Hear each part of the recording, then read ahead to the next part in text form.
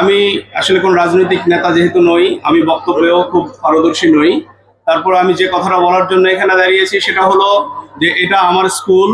এই স্কুলেরই শিক্ষার্থীদের আজকে বিদায়ী অনুষ্ঠান, এসএসসি পরীক্ষার্থীদের। এই অনুষ্ঠানে আমি আশা করব যে শিক্ষার্থীরা আমাদের স্কুল থেকে যে ফলাফল অর্জন করছে সেটা খুব বেশি সাফল্য বন্দিত নয় এবং সেই রেজাল্টটা আমাদেরকে খুব তুষ্ট করে না। তো আমি আশা করব যে এই স্কুলের শিক্ষার্থীরা আজকে এখানে যে প্রধান অতিথি, যাকে আমরা রাজনৈতিক ব্যক্তিত্ব হিসেবেই চিনি, কিন্তু আমি আপনাদেরকে বলবো তাকে রাজনৈতিক ব্যক্তিত্ব হিসেবে না চিনি এভাবে বিবেচনা করে যে উনি আজকের কেরানীগঞ্জ থেকে 40 বছর আগে সেই হযরতপুরের প্রত্যন্ত অঞ্চল থেকে, প্রত্যন্ত গ্রাম থেকে তিনি কিন্তু ঢাকা বিশ্ববিদ্যালয়ের ছাত্র হিসেবে ঢাকা বিশ্ববিদ্যালয়ে পড়ার যোগ্যতা অর্জন করেছিলেন। তারপরেই উনি সেইখান থেকে ঢাকা বিশ্ববিদ্যালয়ে পড়তে পারার সেই যোগ্যতা থেকেই কিন্তু উনি আজকে আমানুল আমান হয়েছেন।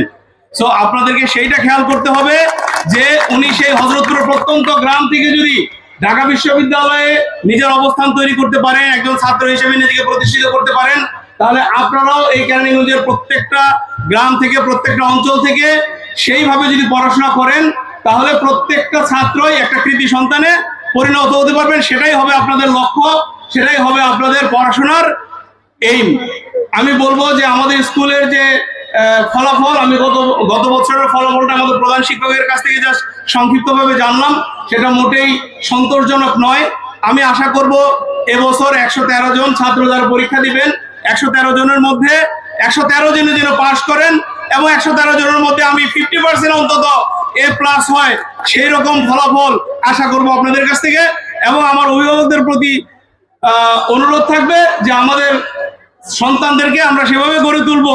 আমাদের রাজনৈতিক দৃষ্টিভঙ্গি বাচ্চাদের জন্য প্রযোজ্য নয়, আমাদের বাচ্চাদের জন্য প্রযোজ্য তার ক্যারিয়ারের দৃষ্টিভঙ্গি, যে একটা বাচ্চা কিভাবে ক্লাস 1 থেকে 10 পর্যন্ত পড়াশোনা করে ম্যাট্রিকে ভালো রেজাল্ট করবে, তারপরে কিভাবে ইন্টারমিডিয়েটে ভালো রেজাল্ট করবে, তারপরে ইন্টারমিডিয়েটে ভালো রেজাল্ট করলে ইনশাল্লাহ তার লাইফটা গড়ে যায়, হয় সে ডাক্তার, ইঞ্জিনিয়ার অথবা কোনো ইউনিভার্সিটিতে পড়াশোনা করে ক্যাডার অফিসার সে হবে। তো আমি বলবো সমস্ত অভিভাবকদেরকে, আমাদের এলাকার যে মুরব্বীরা আছেন সবাইকে, যে আমরা আমাদের ছাত্রছাত্রীদেরকে এমন ভাবে গড়ে তুলি যেন তারা প্রত্যেকটা ছাত্র হিসেবে যে আমানুল আমান ছিলেন ঢাকা বিশ্ববিদ্যালয়ে, সেই আমানুল আমানে পরিণত হয়।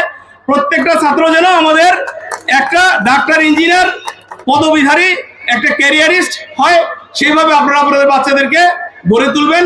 আমি আমার এই বক্তব্যে আশাবাদ ব্যক্ত করে আমি আমার বক্তব্য শেষ করছি। দোয়া করবেন। আল্লাহ হাফেজ। আসসালামু আলাইকুম।